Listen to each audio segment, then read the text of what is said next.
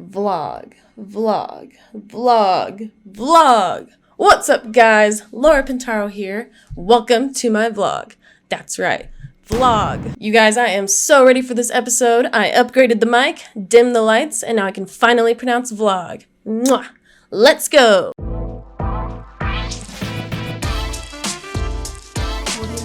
And before we get started, folks, I just want to remind you to like, subscribe, comment, subscribe, and maybe subscribe some more.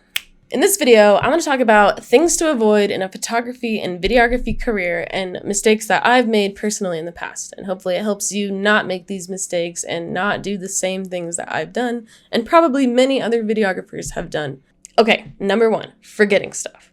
Make sure that you are prepping and packing your bag the night before. And make sure that you are also going through a gear checklist and go through that list at least twice, probably 3 times. Common things that I've forgotten in the past include my power blocks, my dongle if needed. Make sure you bring that, that's very important. My laptop I've completely forgotten, my laptop charger, my camera battery chargers, extra camera batteries, AC power supply, power blocks, extension cords. Those are all extremely important, and I promise you, you're going to need them. I personally like to keep a whole power strip right next to me while I'm filming, and I have my audio on AC power. Everything I possibly can put on AC power, I put on AC power because, I mean, your batteries, you can definitely rely on them, but you can't always. In this line of work, it's always better to be over-prepared than under-prepared.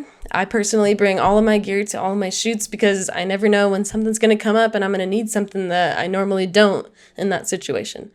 And I have been in that situation, of course, many times where I don't have what I need. And it's a horrible feeling because you can't capture the quality footage that you could have if you just had that one thing. But take it from me, you will make mistakes, you will forget stuff, it's just gonna happen, and it's all part of the learning process. And once you make those mistakes, you realize why not to make those mistakes and how not to make them again. And I would recommend, as you're following this video, maybe just make a little checklist, because I will be talking about a lot of gear and I'll be going through kind of a checklist of items that you will need and will commonly forget. All right, so second mistake I've made and what to avoid is not charging your batteries. Always make sure your batteries are fully charged the night before. Again, you do not want to be charging your batteries at 9 a.m. when you have a shoot at noon, because honestly, batteries do take quite a while to charge, and sometimes they take a little longer than normal, and for whatever weird reason, and you're waiting on this battery when you need to leave for your shoot. What are you going to do? And personally, it's embarrassing to say, but I have been at hour-long shoots, 4 or 5 hour-long shoots, where my batteries were not fully charged. And between the 2 batteries, I was just swapping them between the charger and the camera and just using up that little last bit of juice as much as I could. It's stressful. You do not want to be adding stress to stressful situations like a video or photo shoot. Minimize stress. So make sure your batteries are charged so you don't have to worry about that. And one purchase that I made not too long ago actually was an AC power supply for my camera. So for shoots that I have a 5 hour long shoot where the camera's just stagnant on a tripod, boom, don't have to worry about anything. Don't even need to worry about charging my batteries, but I still do, just in case. And AC power supplies are generally pretty cheap, at least for Nikon. This one was like $13 for a Z6 AC power supply on Amazon. So check it out. It's not bad. But if you can't afford an AC power supply and you just have 2 batteries or 3 batteries, that actually works perfectly fine. I used to rock 2 batteries only, and I would do 6-7 hour shoots without my AC power, and it would work just fine because I would just have my extra battery on its charger at the video shoot. So while I'm filming, I always have a battery on my power supply. But if you have AC power, you don't have to worry about that. Lots of options there. The next mistake to avoid is running out of storage space. This is a very serious mistake and very easy one to make. So you need to account for how much storage you're going to need, and you need to have enough or more. Probably more. Think about what type of photos or video footage you're trying to produce. Are you shooting in RAW, JPEG, 4K, HD? All of these formats take up different amounts of memory on your memory card, so you need to be prepared. If you're shooting a wedding in 4K footage, you're going to need at least 3, maybe 4 120 gigabyte memory cards. But if you're shooting a photo, just photos only in JPEG, you'd probably get away shooting 2 weddings with just a 32 gigabyte card. It also kind of depends on how much you shoot. Some people are total overshooters. They'll get the same shot a million times just to make sure that they got it. And some people are more selective with their shooting and won't overshoot as much. It just depends on your style. But of course, this method of storage can get very expensive depending on the type of memory cards that you're working with. I am working with an XQD memory card for my Z6, and for 120 gigabyte, they run about $170. So that can get very expensive. I only have one memory card, and I just bring around my laptop and I offload footage as much as I possibly can so that I don't run out of space on my card.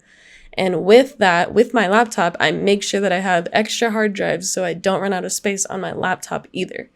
And yes, I've made mistakes in both areas.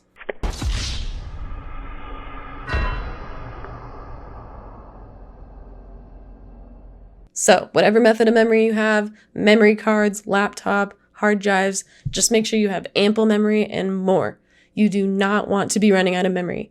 This could literally cost you your job with your client, and you could never be hired again by them or anybody that knows about it. Oh, and a quick sub point, make sure that you offload your memory card and format it before the shoot. Yes, I've made this mistake before where I've been hours into a shoot and I realized that I don't have more storage space, and I have a ton of footage from another shoot that I don't even need that's taking up all this space. And guess what? I can't format my memory card because I have footage on there that I need. If you don't know what formatting your memory card means, essentially what it is a handshake between your camera and the memory card. And it instructs the camera to set up a new file system. And also what it does is it completely deletes everything off the memory card. And you may or may not know this, but this is the way that you should be deleting files off your memory card. Do not use the little trash can icon that's on your camera and go in and delete one by one. It is an option, but what that can do is actually corrupt your whole memory card. And if you have footage on there and your memory card gets corrupted, it's gone. And if you don't know what corrupted footage looks like, you're lucky. You do not want corrupted footage, folks. Corrupted footage is completely unusable footage that looks something like this. Nothing is sadder or more frustrating than losing footage that you worked so hard to capture and probably can never capture again the same way. So just save yourself the heartbreak, do it right the first time, and format your card. And I know what you're probably thinking. You're thinking, I always use the trash can button. It's no big deal. It works every time for me. And you're right, it does work, but it also increases the chances every time just a little bit that your footage could get corrupted. So take it from me, the one who's made all the mistakes here, format your memory card and be sure to do it before you start shooting. Okay, next mistake to avoid, not speaking up. This is a problem that you will struggle with, and you just need to be aware of it and just understand that you are in charge of what's going on at the shoot. You are running the show. Stop trying to be nice. Stop trying to be so polite and speak up when something's not right. For example, I've been on many shoots where someone starts talking before I record and I'm too afraid to say, hang on a second, I didn't get you saying your name in the very beginning because I'm trying to be polite and whatever. Don't be polite. Speak up. You need to get that shot. Nobody remembers what happens at the shoot, ever. Nobody remembers if you had to get the shot a million times. Nobody remembers if you weren't recording the first time. Nobody remembers the little stuff. All people remember is the final product that you give them. That's all people will remember about you and are aware of about you is the final product that you give them. And you need to make sure that the final product has the shots you need, the way you need it, and that there's no mistakes that you were just too afraid to say, hold on, we need to redo that again. People are clueless when it comes to cameras. They are looking for your direction. You need to direct them. Remember that. You're running the show. You need to tell them what to do and where to be. And nobody's going to get mad at you if you say, oh, hey, hang on, we need to start that over. Because it's all about the final product, right? This is why I think it's so important that every videographer edits their own footage and vice versa shoots their own footage. Because when you're in the editing room, you realize all the mistakes you made on site and how, you know what, I really should have told him to restart that shot because I didn't get it and now I don't have anything to work with. So I think it's important that everybody edits, and when you start editing your own work and your own photos and whatnot, you will see those mistakes and you'll realize and you'll say, okay, next time I need to speak up. Next time I need to be in charge and direct the people to get me the shot that I need. Don't worry about being polite. But this is something that you're just going to make mistakes with, and you're going to go back to your editing room with the footage and you're going to look at your footage and go, whoops, I screwed up. And next time you won't make that same mistake. And the next point also kind of leads into you being in charge. And this mistake is not taking my time.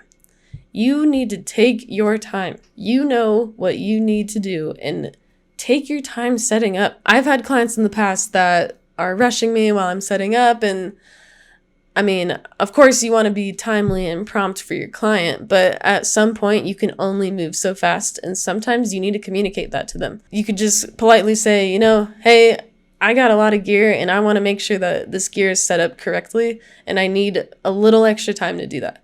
So can you just help me out and work with me and just give me a little extra time to make sure that I'm doing everything the way I need to so that I give you the product that you need. I had a client one time who was literally pulling me in 3 or 4 different directions all at once, and the whole shoot only lasted an hour and a half, and I was able to pull it off, but I wish I would have been a little more assertive at the time because I know what I need to do to get my job done, and maybe he doesn't understand that I need a little more time to get the shot that he needs, but I need to communicate that to him, and I didn't at the time.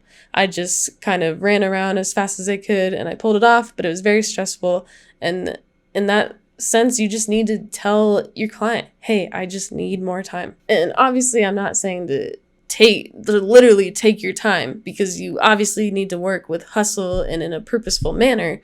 But if somebody is just asking an unreasonable amount of you in a short amount of time, you need to tell them that it's just not possible, because they have no idea what you're shooting. They have no idea what you're capturing in your camera. They haven't seen the shots at all. So maybe they think that you're capturing everything just perfectly fine when in fact you're not.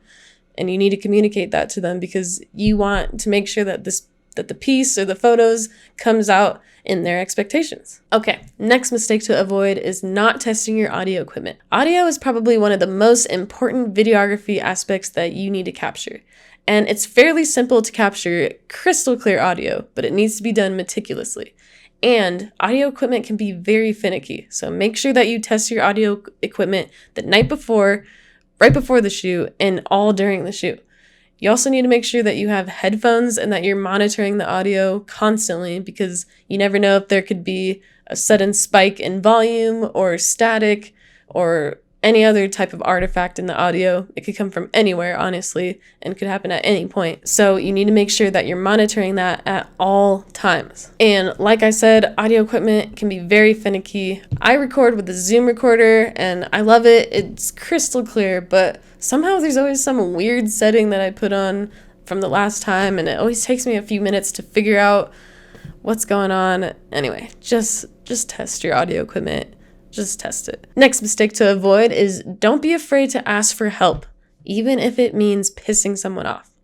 Like I said before, nobody really remembers what happens in the shoots. People are stressed the day of the shoot. Everything's stressful. Everything kind of happens in a blur. And sometimes you'll ask help but from your client or your coworker, and they'll get upset with you. And you know what? So what? You need to get that shot. Your job is to get the shot or the audio. Your job is to make it crystal clear and perfect, so just do it, even if it means pissing somebody off. No one can really blame you for wanting to make quality work, right? So if somebody gets mad, just handle it professionally. And like I said, nobody's going to remember anything that happened at the shoot, honestly. The only thing they're going to remember is that crispy, banging video that you're going to be making them. And a little sub point to this is, if it's something about the gear or help with like technical problems, don't ask your coworker or whoever for help in front of the client, because you want the client to think that you know what you're doing, that you're the professional, you're the expert. And of course, it's not bad to ask for help. Like I just said, people have all types of different equipment. People have all types of different cameras. The power button could be somewhere you never even thought to look. Just make sure you're asking the questions not in front of the client. To the client, you are the expert. And yes, I have made this mistake before of asking a coworker a question about the equipment in front of a client, and the client didn't notice at all, but my coworker got mad at me because he said you need to make the client think that you're the expert. Your client doesn't understand that it's not that you're stupid and you don't know what you're doing. It's just that it's not your equipment. It's not your camera. You don't know where the power button is.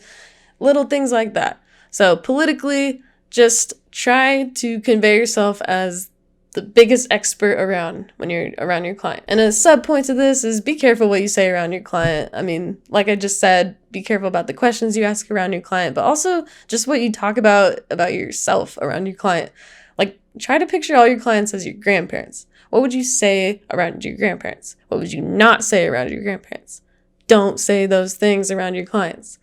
You want your clients to think that you volunteer on the weekends, that all your socks are matching, that type of stuff. So I guess the real point of this is just be mindful of your presence around your clients. Be mindful about the things you say. People are listening. People can hear you. Even if you're in private conversations in a corner, clients can hear you and they're listening.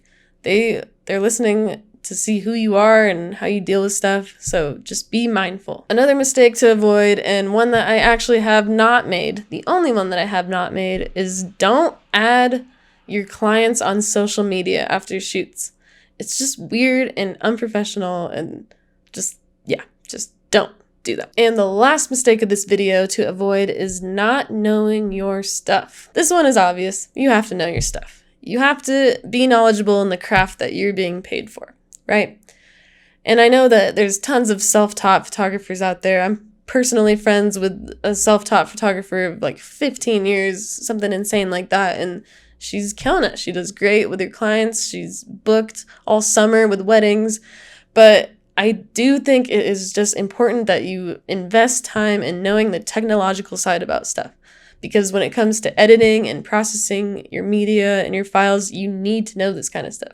You need to know the formats you're shooting in. You need to know about JPEG, RAW. You need to know about 4K, 1080p. You need to know how to edit that stuff. And if somebody's ever talking to you about the technical side of stuff and asking you questions or just stuff that you don't know about, don't try to pretend like you know what they're talking about. Just ask them.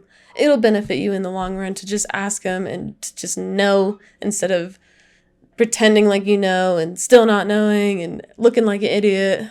Just ask them. Well, friends, I hope you liked this video. I hope you learned something from my mistakes, and I'm sure I will have more of these videos in the future.